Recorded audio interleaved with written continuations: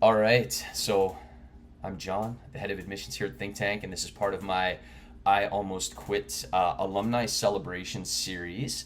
And I have my good friend and Think Tank alumni Guilherme here, who is originally from Brazil, but did a hybrid version with Think Tank. So we actually got to be in the same room together. It was awesome. And is now working at Industrial Light and Magic in Sydney, Australia. So, welcome, Guilherme. Thank you. Thank you, John. Happy to be here talking to you as well. Awesome, man. Awesome. So, just tell us what you were doing before you came to Think Tank. So before I joined Think Tank, I was working in a TV studio back here in Brazil. I'm currently in Brazil, uh, as a generalist artist as well. So which I was like, it was my first job as well. I first joined this company as like an intern, and then I was promoted to like a junior artist, and then a mid. So yeah, for 4 years I worked on it. It was great experience. I learned a lot as well. Like my first years of like 3D in general. Before joining it, I had no experience at all. Yeah. So I think yeah, that was, and then yeah, it was for 4 years, and then Wow. yeah, learned a lot before joining it. That's amazing. I keep in my brain. I always say that it was 5 years. I don't know why I always default to that, but apparently I'm wrong. It was four. Okay, so you obviously had a moment where you're like, I need to push myself past like television. I want to go into big budget film. What triggered you to do that, and then how did you find Think Tank? Uh, I think the moment that I joined CG in general because I ever since I was a kid I was like always amazed by movies. Like that was the original passion that like arose. And when I was a kid I was like watching like Jurassic Park, Star Wars, like all of those amazing movies was always my dream. Yeah. So and when I was working in TV, I always kept thinking about like how could I uh, get into doing working into films and like movies. So I think the moment was I'm not sure if there was a specific moment, but it was also always something that I kept in mind that I eventually wanted to uh, jump into films. Right. So yeah, I think in terms of this aspect was a continuous thing. And I actually learned about Think Tank from a coworker at the TV studio that I used to work called Felipe Vimenet. Hmm. So he did Think Tank way before me. So I believe he's currently in Canada as Okay. well. Uh, so yeah, I learned from him about like the first time that I heard the name Think Tank. But then actually, as I was like getting more and more into learning how to actually get into Think Tank and like do the jump from TV to film, that's when I actually started like looking into the portfolio from previous students and like all the amazing work that is constantly coming out of it. So Yeah. yeah, That's awesome, man. And so you ended up applying to Think Tank, and then you had to talk to me. I feel so sorry for you. Uh, it was great actually. we had fun. We had fun. And so you ended up, because of your prior experience, you were able to bypass the fundamentals, and then you specialized in environments and props for film.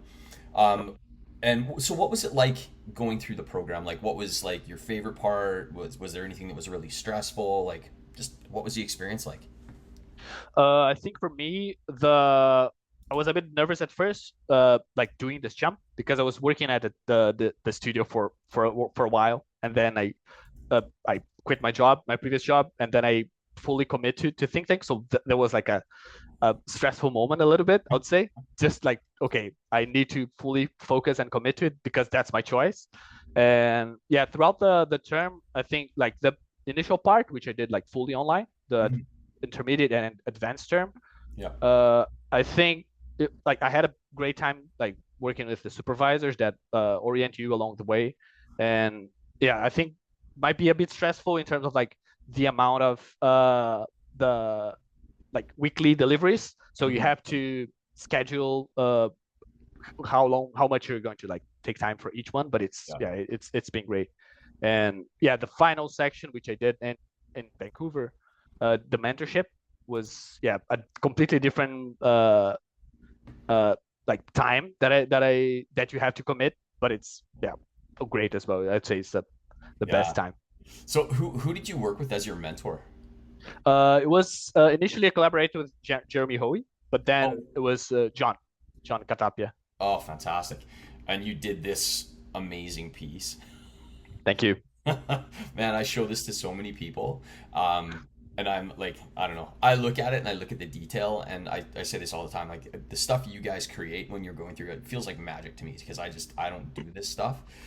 Um, okay, so this Thank is you, John. hey, no worries, man. Credit where credit's due. Um, so I'm asking everybody this one, like the whole I almost quit moment, like I think for every artist, especially in CG and the pressure of working at a big studio like Industrial Light and Magic or going through any of this, did you have a moment where you were just like, I can't do it. I'm too scared. Hmm. I would say I'm not sure if there was a moment specifically which I'd say that I needed to quit. I Yeah, think the most like stressful moment I would say was like doing this jump to fully commit to think tank and improving my portfolio, which yeah, I knew was like the entry to actually applying for jobs and for yeah, in films yeah. specifically. So yeah, I would say that was probably the moment which tested in a way like, okay, I really want to do this, so yeah, let's go. So you have to, and at that time I had to go like Yeah. all in a way. Well, and you know what? I think that's that's a pretty reasonable type of fear moment, right? Like change is hard for Yep. everybody, and that's like the biggest thing. Like, but the best thing you can do in life, in my humble opinion, is invest in yourself and your own happiness. Yeah, As definitely. far as I know, you only get one shot at it, meaning life, and so why not take a chance, be happy, like do the thing that makes you, thrive, right? And so you graduated, you headed back to Brazil. How Yep. did things pan out with you like landing a gig at ILM? Like talk about going from like TV think tank to hey, one of the biggest studios in the world. How did that happen? So right after I finished my mentorship term there at Vancouver, I came back to Brazil and like kept working as a freelance artist for a while, Hmm. but kept applying for as I was like wrapping up my mentorship project. Hmm. I kept applying for jobs, and I found this position at Sydney, Australia. Uh, they were hiring for generalists at all levels, Hmm. and yeah, I applied for it. Like at first, I was like, yeah, let's see how it goes. Uh, but then after I got a feedback from a head of admissions there saying that I got an interview. It was like, okay, that's I was super like blown out about the idea, and I was like super excited about it as well. And yeah, then I got the actual offer to go there and like move to Australia. I've never been there previously, but yeah, it was amazing. I've been enjoying working there a lot. That's that's so cool, man. Well, it's the dream, right? Like Star Wars, like yeah, that's the studio. And so I remember when you and I had our little call just to like reconnect after you got your gig, and I felt bad because you'd already been working there for like 7 or 8 months when we chatted, and I should have done that much sooner. Um, I remember asking you, what was your first credit on? You said that you the first thing that you got to work on was Superman, but you didn't get a credit or something like that. Yeah, I was only for it for a short time, Yeah, as soon as I joined, but then I got to work on like other projects as well. yeah. And So what was your first credit on again? on Wicked, Wicked 2, right? yeah, Yeah. exactly. Oh man, it's so cool. Like I once again, I'm just like I'm blown away by the journey, and when people like, yeah, I got my first credit and it was on like this blockbuster movie, right? Like it's so cool to see. So I've got two more questions for you. The first one is if you had a piece of advice for somebody who's thinking about making this big change and going after a career in the world of film, games, being a 3D artist, what's that piece of advice? Uh, I think I'd say don't expect, at least personally for me, that was something that I always try to keep in mind. Don't expect that the knowledge will come like naturally without much effort. I would say that you always have to try and like even like either you're when you're working or even like doing a course, try to always like push it further, like Mhm. along. Sometimes if you have like questions on like by yourself, try to like always keep on doing like either side project or like just learning it by yourself, a new software or a new technique, let's say. Yeah. So I would say that this is like continuous learning. I think it's important in any field, not just like computer graphics, but Yeah. yeah, I think especially if you, I think that if you stagnate and try to like, okay, I'm already doing something and this would provide me the knowledge, I would say like this is whatever you're doing, it's important, like either school or something. But if you do stuff on the side to try, it's always something that you can aggregate and like Yes. in whatever you're doing. So I would say that, yeah, try to That's learn it on the side, whatever it is. I totally agree with you, man. Lifelong learning journey. Things Exactly. change, and you have to be doing this. Okay, we have 2 more minutes, and I'm gonna lob the question at you. AI.